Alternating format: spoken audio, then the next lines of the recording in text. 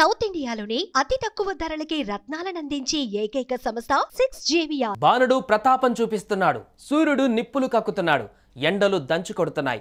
బాణుడి బగబగలకు ప్రజలు అల్లాడిపోతున్నారు. ఒక దిక్కు ఎండవేడిమి, మరో దిక్కు వేడి వడగాల్పులతో జనం సతమతమవుతున్నారు. అటు తెలుగు రాష్ట్రాలలో అత్యధిక స్థాయిలో గరిష్ట ఉష్ణోగ్రతలు నమోదవుతున్నాయి. 45 డిగ్రీలకు పైనే టెంపరేచర్ ఉంది. చాలా చోట్ల సాధారణం కంటే అధిక ఉష్ణోగ్రతలు నమోదు కావడంతో ప్రజలు ఉక్కిరిబిక్కిరి అవుతున్నారు. దీంతో వృద్ధులు, పిల్లలు, గర్భిణీ స్త్రీలు బయటకు రాకపోవడమే బెటర్ అంటున్నారు నిపుణులు.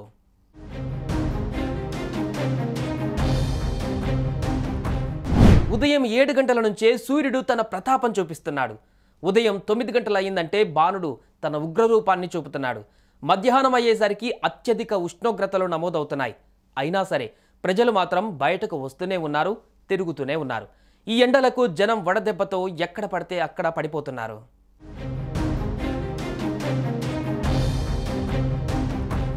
ముఖ్యంగా గ్రేటర్లో ఎండలు టారెత్తిస్తున్నాయి. పగటి ఉష్ణోగ్రతలతో పాటు రాత్రి ఉష్ణోగ్రతలు రోజు రోజుకు పెరుగుతుండటంతో నగరం అగ్నిగుండాన్ని తలపిస్తోంది. ఉదయం నుంచి రాత్రి వరకు నగరంలో గరిష్ట ఉష్ణోగ్రతలు 41.8 డిగ్రీలు, కనిష్ట ఉష్ణోగ్రతలు 28.7 డిగ్రీలు, గాలిలో తేమ 24% నమోదవుతున్నట్లు హైదరాబాద్ వాతావరణ కేంద్రం అధికారులు వెల్లడించారు.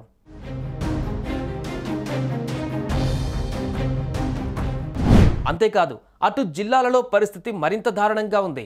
భద్రాచలంలో గరిష్టంగా 43.8 డిగ్రీల సెల్సియస్, మెదక్లో 24.5 డిగ్రీల సెల్సియస్ కనిష్ట ఉష్ణోగ్రత నమోదైంది.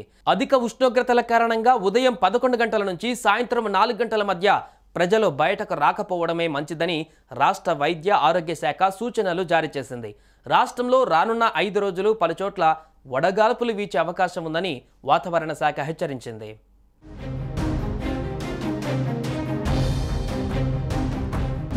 అటు పలు జిల్లాలకు వాతావరణ శాఖ ఆరెంజ్ అలర్ట్ని జారీ చేసింది.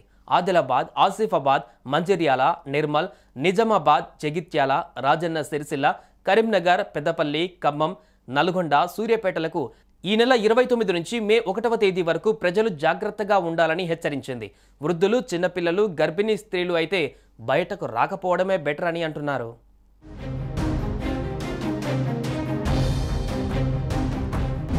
ఇక ఎండ వేడిమి తట్టుకోలేక ఇంట్లో ఏసీలు, కూలర్లు, ఫ్యాన్లు 24 గంటలు పని చేయవలసిన పరిస్థితి వచ్చింది. ఎప్పటికప్పుడు కూల్ డ్రింక్స్, జ్యూస్లు ఆర్డర్ చేసుకుని లాగించేస్తున్నారు. అటు తాటి ముంజలకు కూడా గిరాకీ బాగా పెరిగిందని చెప్పుకోవచ్చు. బయటకు వచ్చిన వారు కూడా గొడుగులు, స్కార్ప్లు వాడాలని సూచిస్తున్నారు అధికారులు.